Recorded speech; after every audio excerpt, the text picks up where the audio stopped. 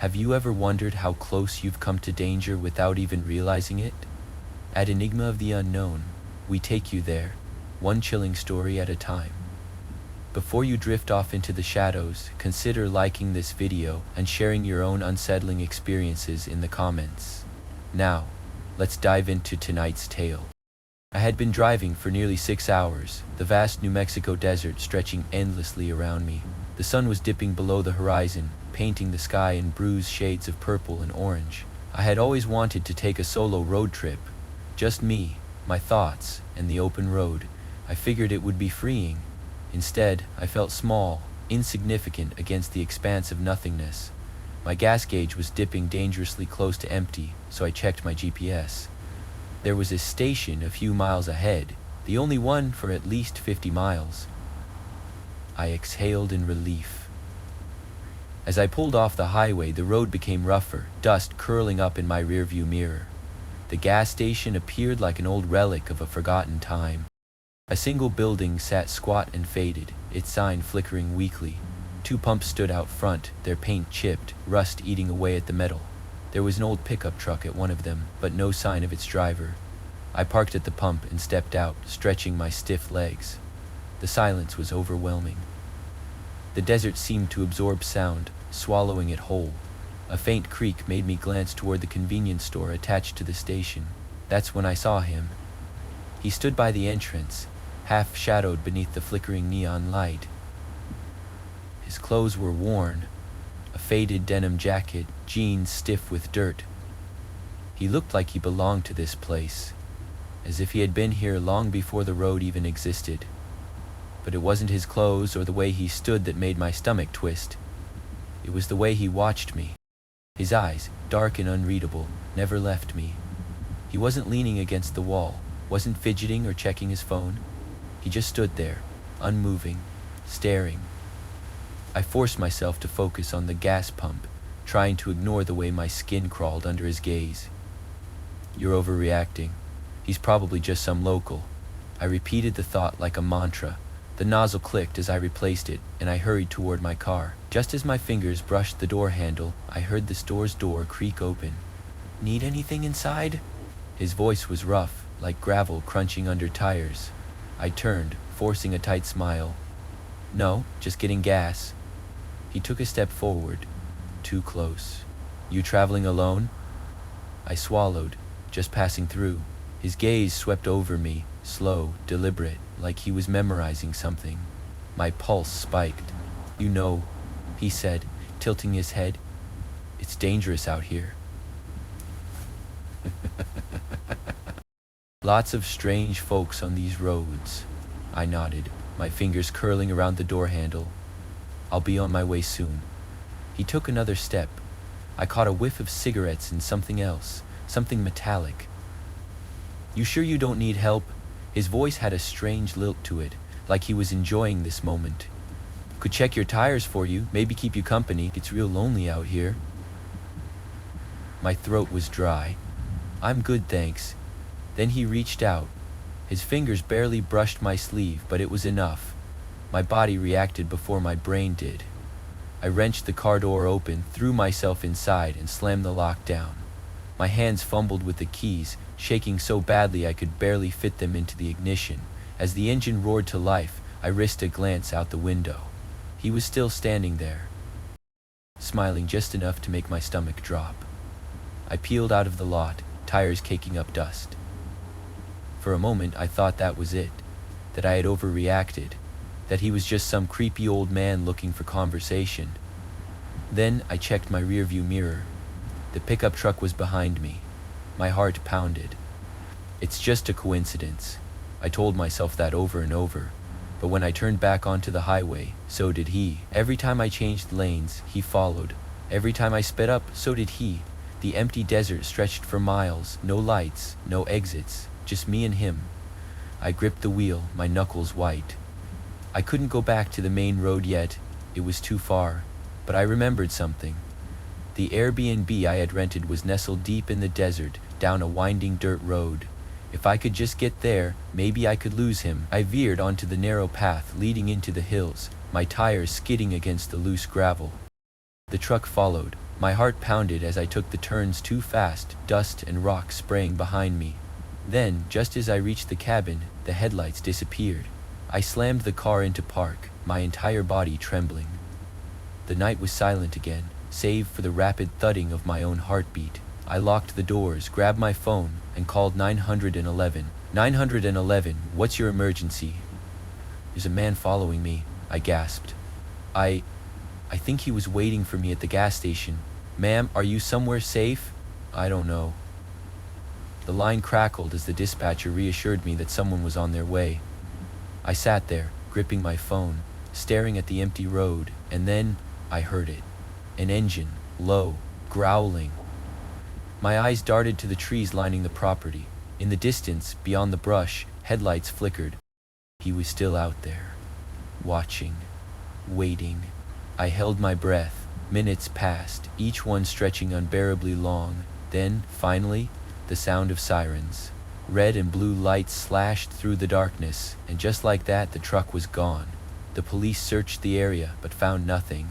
No tracks, no trace of his truck. But later, one of the officers pulled me aside. We checked the gas station's security footage, he said. Command, he's been seen following travelers for weeks. I swallowed hard. Did you catch him? The officer shook his head. Not yet. I never took another solo road trip. I used to love the open road, the idea of disappearing into adventure, but now, I know the truth. You don't always notice when danger is watching. Sometimes, it's standing right in front of you. I never thought much about the road at night until that trip. Sure, there's always that feeling of isolation, that creeping unease when the only thing surrounding you is the dark stretch of pavement and the occasional flicker of headlights in the distance.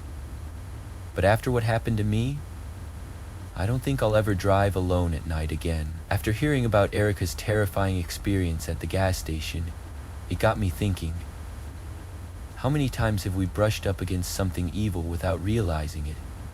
How many times have we been watched, followed, even hunted, and never knew just how close we were to something that wanted to harm us? That night, I found out exactly how close danger can get. I was driving through the back roads of Colorado, making my way to visit an old friend in Boulder. It was supposed to be a peaceful drive, a chance to clear my head before a long weekend catching up. The roads out there are long and empty, stretching through endless pine forests and dipping into valleys where even your cell service vanishes. Wasn't worried though. I had driven through places like this before. I liked the solitude. But solitude turns to something else when you start to feel like you're not as alone as you thought. It started around midnight. The road had been quiet for the last hour, not a single car passing in either direction. I had the radio on low, a soft hum of static and distant voices keeping me company. That's when I saw it. A car pulled off to the side of the road, its headlights off, just a dark shape barely visible in the moonlight. I slowed down instinctively, eyes scanning the vehicle. It looked old, maybe from the 90s, a beat-up sedan that had seen better days. At first I thought someone had broken down, but something about the way it sat there motionless made me hesitate. And then I saw the figure standing beside it. He was just there. Not waving for help, not checking under the hood, just standing still, his body half in shadow. The moment my headlights hit him, he turned his head slowly, deliberately, and looked right at me. I don't know how to describe the feeling that ran through me in that moment. It wasn't just unease. It was like something cold and ancient had crawled up my spine and wrapped its fingers around my throat. My gut screamed at me to keep driving, but I didn't. Maybe it was guilt, maybe it was curiosity, but something made me ease my foot off the gas and pull over just ahead of the car. I rolled down my window slightly. "Hey, you all right back there?" My voice came out steadier than I felt. For a long moment, he didn't move. Then, with slow, measured steps, he started walking toward me. Every instinct in my body screamed at me to drive, but I stayed.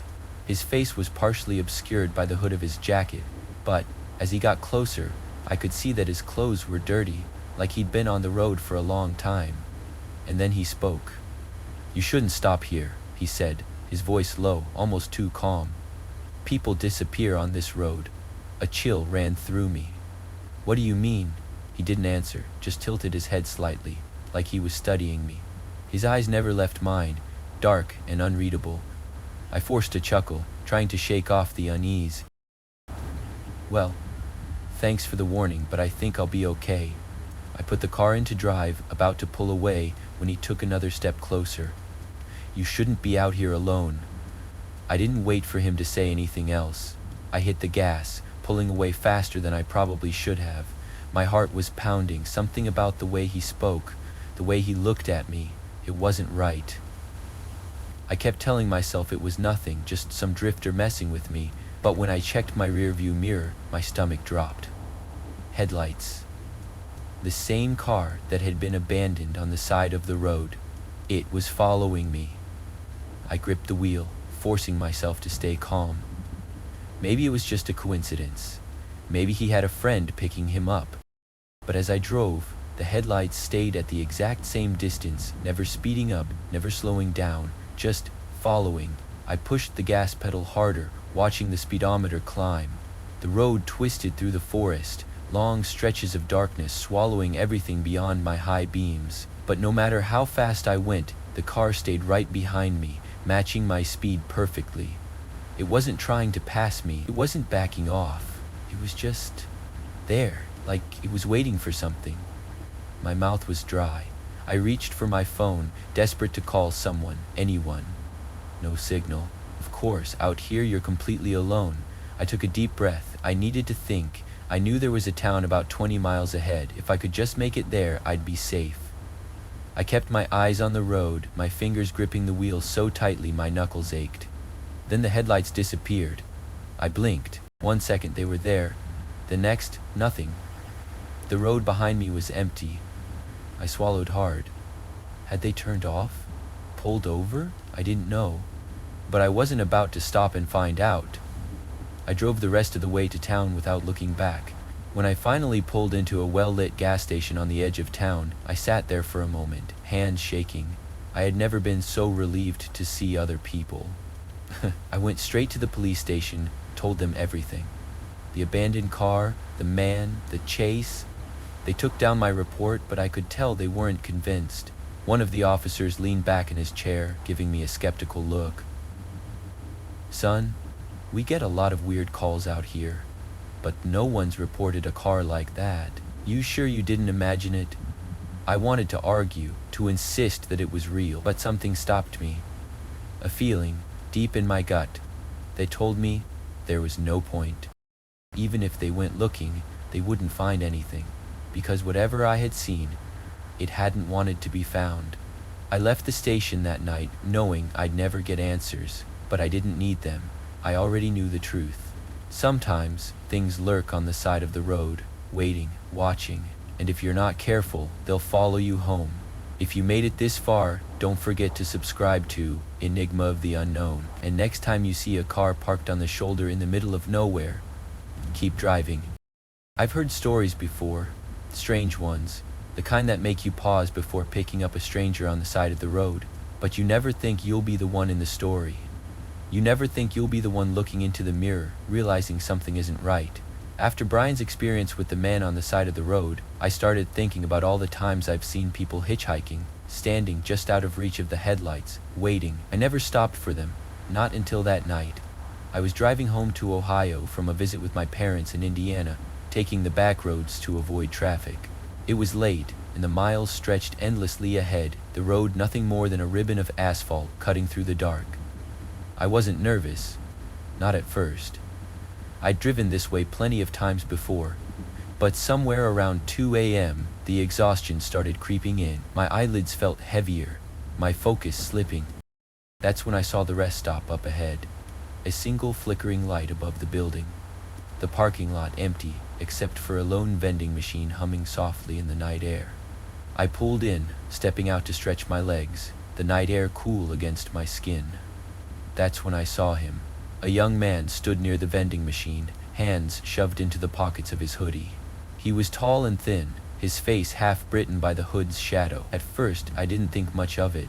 Maybe he was just another traveler, someone stopping for a break like me. But as I moved toward the car, he turned, his eyes locking onto mine.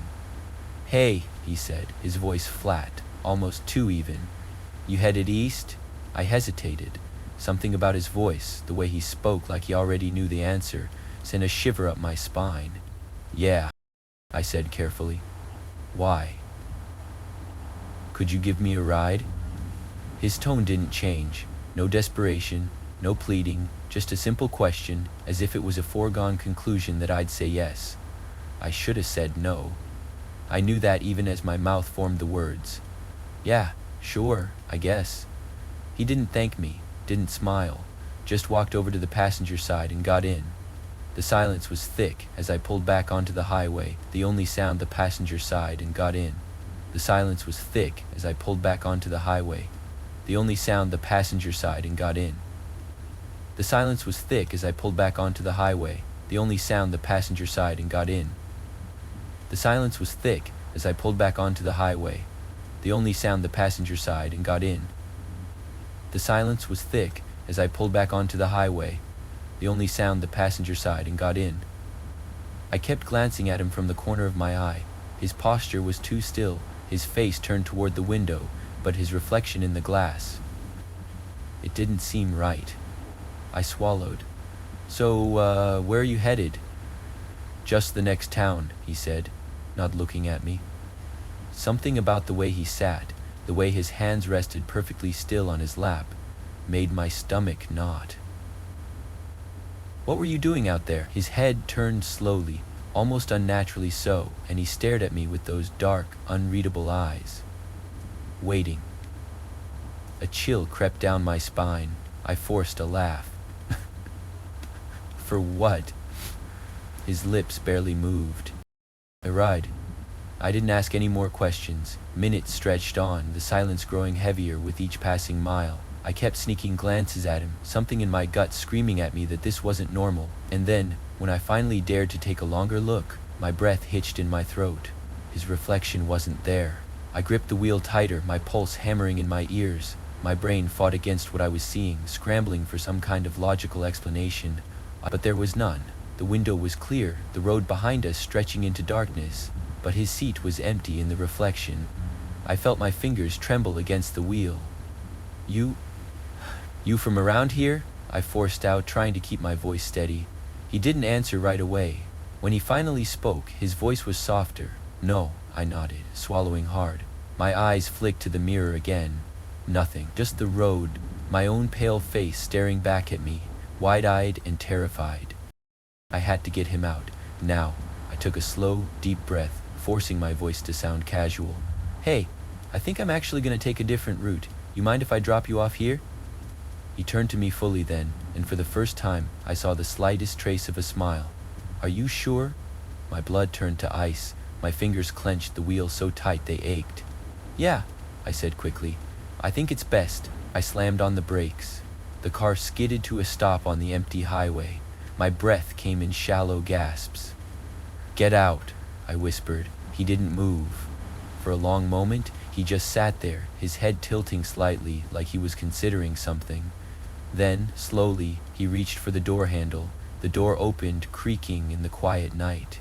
He stepped out, his hoodie still covering most of his face. And then he leaned down, peering into the car one last time. You were the first to see it, he said softly. That means it won't forget you. A shudder ran through me. I didn't wait to ask what he meant. I slammed the door shut and hit the gas, my tires screeching as I sped away. My hands were slick with sweat, my heart slamming against my ribs. I didn't look in the mirror. I didn't want to know if he was still standing there, watching. I drove straight through to the next town, pulling into the first diner I saw. I needed people, light, noise, anything to shake the feeling of that thing sitting in my car. I sat at the counter, my coffee untouched, my fingers still trembling around the ceramic mug. An old man sat beside me, glancing up from his newspaper. You look like you've seen a ghost, he muttered, half smiling. I swallowed, my throat dry. I think I might have. His smile faded. Where? I hesitated. About 20 miles back. Picked up a hitchhiker. Something wasn't right. The old man's gaze sharpened. Hoodie? Didn't talk much? I stared. Yeah. His jaw tightened. You check the mirror? A chill raced down my spine. Yeah, he exhaled, shaking his head. You ain't the first. My breath hitched. What do you mean? He pushed his newspaper aside, his weathered fingers tapping against the counter. There's been stories. Folks pick up a hitchhiker just outside town. They all say the same thing. Something's wrong with him, and none of them see his reflection. I sat frozen, my coffee going cold in front of me. He leaned in, his voice dropping to a whisper. The thing is, every time someone picks him up, someone else goes missing on that road. Like he's trading places. I barely made it home that night. I kept expecting to see him in my rearview mirror, that hooded figure sitting silently in the back seat, waiting. I don't take back roads anymore. I don't stop at rest areas. And I sure as hell don't pick up hitchhikers, because some rides don't end where you think they will. If you made it this far, don't forget to subscribe to Enigma of the Unknown. And if you ever see a hitchhiker standing just outside the glow of your headlights, keep driving. After Melissa's encounter with the hitchhiker who had no reflection, I started thinking about places where reality doesn't quite feel stable. Highways are one thing. You expect a certain kind of loneliness, a certain kind of danger when you're on the open road. But what about the places where you're supposed to feel safe? A place with 4 walls, a locked door, and a bed where you can rest? What if those places are worse? That's what James found out when he checked into that motel in Montana. James was a businessman, used to long-haul trips across the country. He had done this drive a dozen times before. The route through Montana, nothing more than an empty stretch of road, cutting through rolling hills and dense trees. He wasn't worried about the hour. Night driving had never bothered him. But after too many cups of coffee and a long day of meetings, exhaustion was finally setting in. The motel appeared out of nowhere, its sign flickering in the distance, casting a dull glow on the cracked asphalt parking lot. Westview Inn. He had never seen it before, which was strange because he knew this route well. But at that moment, all he cared about was sleep. He pulled into the lot, no other cars. The building was small, a single-story structure with no front desk visible from the outside, just a bell you were supposed to ring. The sign on the glass door read, "Vacancy." He rang the bell. Nothing. After a few moments, a man shuffled out from the back room. He looked old, too old to still be working a night shift, his eyes watery and unfocused, like he had just woken up from a deep sleep. Need a room? The man asked, voice dry, like he hadn't spoken in hours. Yeah, just for the night. The old man slid the register toward him, a yellowed book with pages that crinkled as James flipped to an empty line. There were barely any names before his. That was strange. A roadside motel should have some traffic, truckers, families, lost travelers. The key was heavy, old-fashioned, room 6. The hallway leading to his room was dim, lit only by a single buzzing overhead light. The carpet was threadbare, the walls covered in peeling floral wallpaper. It smelled faintly of something damp, something old, but it was late, and James was too tired to care. The room was small, a single bed, a nightstand with a lamp, an old TV set that probably hadn't worked in years. There was a phone on the nightstand, one of those old rotary models, the kind that shouldn't still exist. He didn't bother turning on the lights. He just kicked off his shoes and collapsed onto the bed, not even bothering to pull back the covers. Sleep came fast, but so did the whispers. At first, he thought it was the wind, a faint murmuring sound just beyond the walls. Then he heard his name. His eyes snapped open. The room was pitch black. He reached for the lamp, but his fingers fumbled in the dark. The whispers didn't stop. Soft, persistent, coming from the walls. James. His pulse pounded. He turned onto his side, staring at the shadowed outline of the nightstand. The phone sat there, silent, but somehow, he knew it was going to ring. He didn't know how, but he knew. And then it did. The old rotary phone let out a sharp, shrill ring that cut through the whispers. James sat up fast, his breath caught in his throat. He reached for it, hesitated, then slowly lifted the receiver. Silence. Then, "Don't open the door." A shiver shot down his spine. "Who is this?" he whispered. The line went dead. James sat there, heart hammering against his ribs. The whispers had stopped. The room was silent again. Too silent. A soft scrape sounded against the door. His head snapped toward it. A shadow moved beneath the gap. Slow, deliberate. Someone was standing outside his room. He reached for his phone, but of course, his cell had no signal. He glanced toward the window, but the blinds were drawn tight. He was trapped. The doorknob rattled. James froze. Someone, or something, was trying to get in. The knob twisted again, harder this time, the door shuddering in its frame. Then, as suddenly as it started, it stopped. The hallway went silent. The only thing James could hear was his own breathing, ragged and uneven. He sat there for what felt like an eternity before forcing himself to move. Slowly, quietly, he slid off the bed and crept toward the door. He leaned in, pressing his eye to the peephole. Nothing. The hallway was empty. He let out a shaky breath and stepped back. It was fine. It was probably just... A whisper brushed against his ear. "You shouldn't have looked." The blood drained from his face. He spun around, heart pounding, scanning the room. Empty. But he wasn't alone. He felt it. The weight of something watching him, pressing in from all sides. The whispers started again. James backed toward the door, his breath coming in short gasps. He had to get out. Now. He grabbed the knob and yanked the door open. The hallway was... wrong. It stretched out endlessly in both directions, longer than it had been before. The walls shifting, the lights dimming, and at the far end, just barely visible in the flickering light, a figure, pale, motionless, watching him.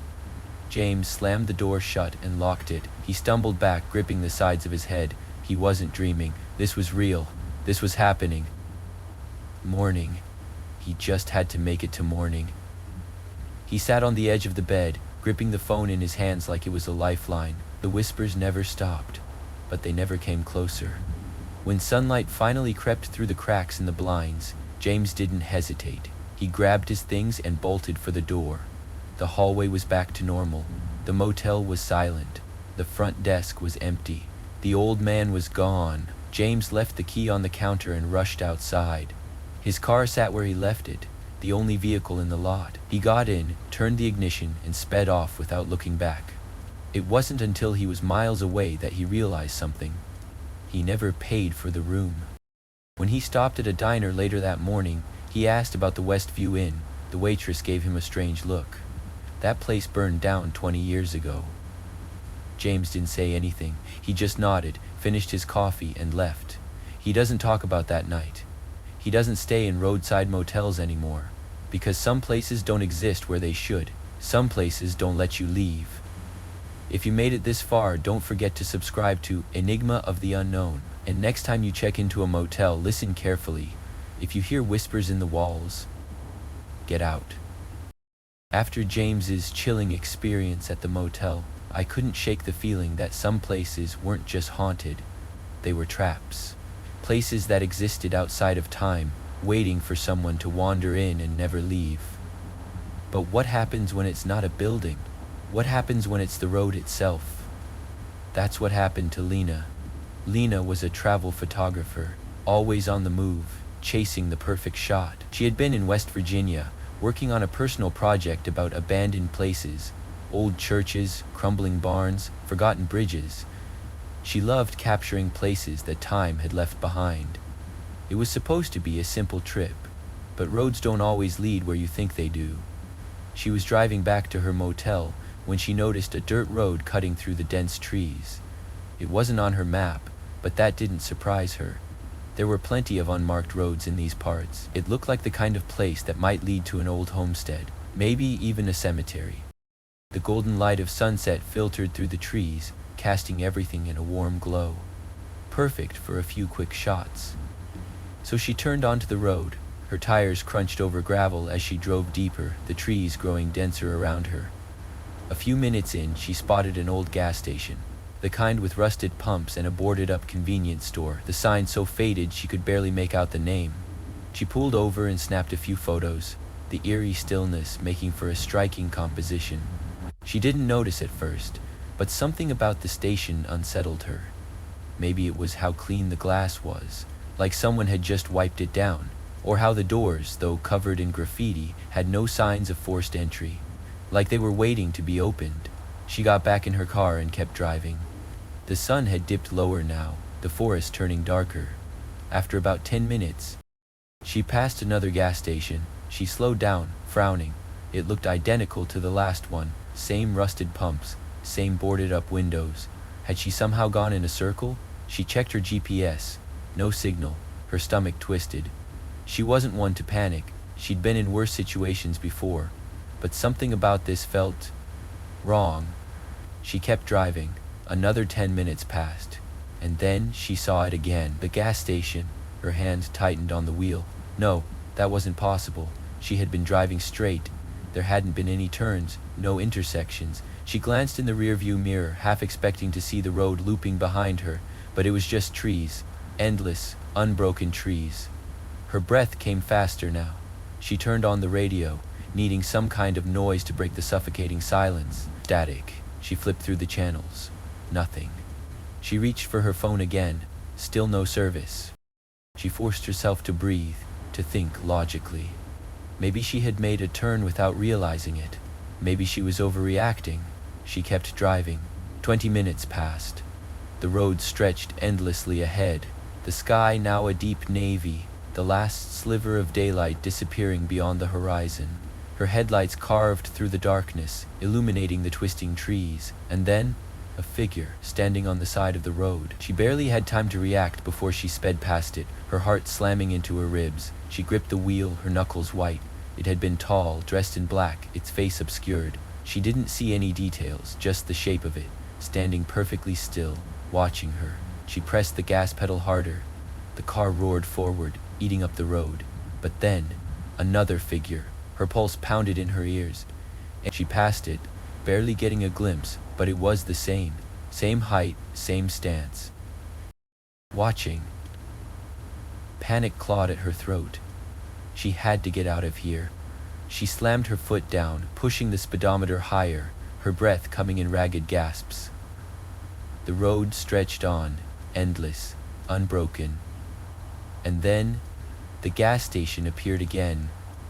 Her body went cold. It was impossible. She had been driving for nearly an hour now.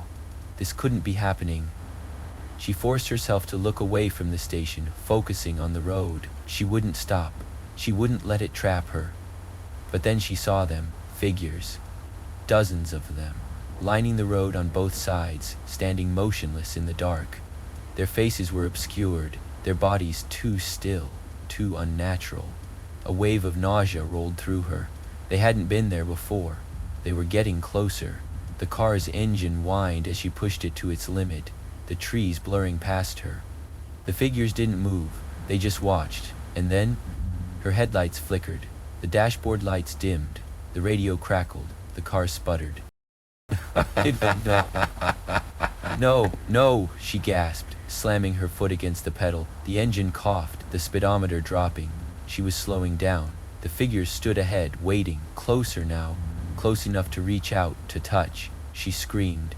She squeezed her eyes shut and did the only thing she could think of. She floored the gas. The car lurched forward, the engine roaring as it found its last bit of power. The figures didn't move. They stood as the car hurtled toward them. And then, darkness. Lena gasped awake, her head slamming against the steering wheel. The car was still running, the radio humming softly. She sat there, her breath ragged, her body trembling. She looked around. She was back on the highway, the real highway. The endless trees were gone. The gas station was gone. The figures were gone. She checked her phone, full signal. The GPS worked. The clock read 3:14 a.m. She had lost nearly 3 hours. She drove straight home without stopping. She didn't sleep that night. She barely slept for weeks. She doesn't take unknown roads anymore. She doesn't trust them, because some roads aren't meant to be traveled. Some roads don't lead anywhere. Some roads don't let you leave. If you made it this far, don't forget to subscribe to Enigma of the Unknown. And next time you take a back road, pay attention. If you see the same landmarks repeating, turn around. If you see someone standing on the side of the road, don't stop, because once they see you, they won't forget you. After Lena's nightmare on the vanishing road, I couldn't shake the idea that some routes weren't meant to be traveled. Some roads lead nowhere. Others, they take you places you were never supposed to go. But what about the ones that take something from you? That's what happened to Derek. Derek had been a truck driver for over 20 years, hauling shipments up and down the East Coast. He had seen it all. Drunk drivers swerving into his lane, eerie stretches of road where his CB radio picked up voices speaking in languages he didn't understand. But nothing had ever shaken him like what happened on that bridge in Maine. It was a cold autumn night, the kind where the air felt sharp in your lungs and the world seemed emptier than usual. Derek had just finished a delivery in Portland and was heading north, trying to make time before his next drop-off. The highway was quiet, nearly deserted, save for the occasional pair of headlights appearing in the distance before vanishing into the dark. It was past midnight when he saw the sign, Brackenridge Bridge 2 miles ahead. He had never heard of it before, but that wasn't unusual. There were dozens of small bridges along the coast, old things built long before modern highways existed. As he approached, a thick fog rolled in, swallowing the road in an eerie white haze.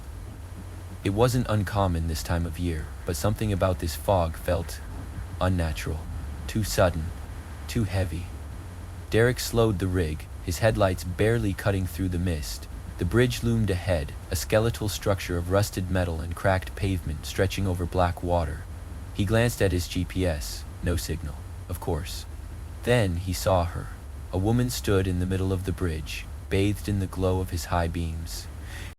She was wearing a white dress, the fabric billowing slightly in the windless night. Her hair was long, tangled, falling over her face. She wasn't moving, just standing there, staring at him. Derek slammed the brakes. The truck groaned as it came to a shuddering stop just feet from her. His heart pounded. She didn't flinch, didn't react, just stood there, her face obscured by the curtain of her hair. He leaned out the window. "Ma'am, are you okay?" Silence. The fog thickened around them, swallowing the edges of the bridge. He couldn't see the end of it anymore, just white nothingness on either side. He honked the horn, a deep blast that echoed over the water. Still she didn't move. A chill ran down his spine. Something about this wasn't right. Every instinct screamed at him to put the truck in reverse and get the hell out of there, but he couldn't. The bridge was too narrow. There was no way to turn around. He was trapped. The woman tilted her head slowly, unnaturally, like a puppet whose strings had just been pulled. Derek's breath caught in his throat. Then she moved. One step, then another. Slow, deliberate. She was walking toward his truck. Derek's fingers clenched the wheel. Nope, hell no. He slammed his foot on the gas. The truck lurched forward, tires screeching against the pavement.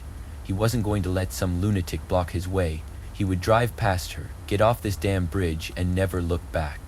But as he sped toward her, she vanished, not stepped aside, not dove out of the way, just disappeared. His stomach dropped. He slammed the brakes again, skidding to a stop halfway across the bridge. His hands were shaking. His breath came in ragged gasps. He glanced in the side mirrors. Empty road. He exhaled shakily, rubbing his face. Maybe he was just seeing things. Maybe he was more tired than he thought. He reached for his water bottle, taking a long gulp to steady himself. Then something whispered in his ear. Turn back. Derek's entire body went rigid. The voice had come from inside the cab. He turned his head slowly, his pulse thundering in his ears. The passenger seat was empty, but the rear-view mirror... She was there, sitting in the back of the cab, her head tilted at that unnatural angle, her hair hanging like a curtain. And now he could see her face. Her eyes were hollow pits, her mouth was open too wide, her lips forming words he couldn't hear. Derek lunged for the door handle, but before he could move, the truck jerked, like something massive had grabbed it from underneath. The entire rig shuddered violently, metal groaning, tires skidding. Derek clung to the wheel, his knuckles white, his heart hammering. He could feel it. Something pulling the truck, trying to drag it backward. The bridge. It was pulling him back. Derek slammed his foot on the gas, roaring forward. The truck fought against the unseen force, the engine screaming in protest. The bridge groaned beneath him. He didn't look in the mirrors. He didn't look in the back seat. He just drove. And then, the fog broke. Derek burst out of the mist, the night suddenly clear. The truck shot forward onto solid road. He barely avoided careening off the shoulder as he skidded to a stop, his breath ragged, sweat dripping down his forehead. He was on the other side of the bridge, but the bridge wasn't there anymore. He stared into the rear-view mirror, his heart still hammering. The road behind him stretched into darkness. No bridge, no fog, just empty highway. He didn't understand. He didn't want to understand. He drove until sunrise, not stopping, not speaking, just moving. The next day, at a truck stop, he asked about Brackenridge Bridge. The guy behind the counter gave him a confused look. "There ain't no bridge like that around here." Derek didn't argue. He just nodded and left. He doesn't take night hauls anymore. He stays on the main roads, keeps his CB radio on at all times, and he never, ever crosses a bridge in the fog, because some roads lead you home, and some roads take you somewhere you were never supposed to go. If there's one thing these stories have taught us, it's that danger isn't always obvious. It doesn't always announce itself with a scream or a shadow lurking in the dark. Sometimes it's a gas station that feels just a little too empty, a road that doesn't seem to end, a figure standing just outside your headlights, and sometimes it's already inside your car, whispering from the back seat. Erica learned that the people who seem the most harmless can be the ones who watch, wait, and follow. Brian discovered that not every stranded traveler is looking for help.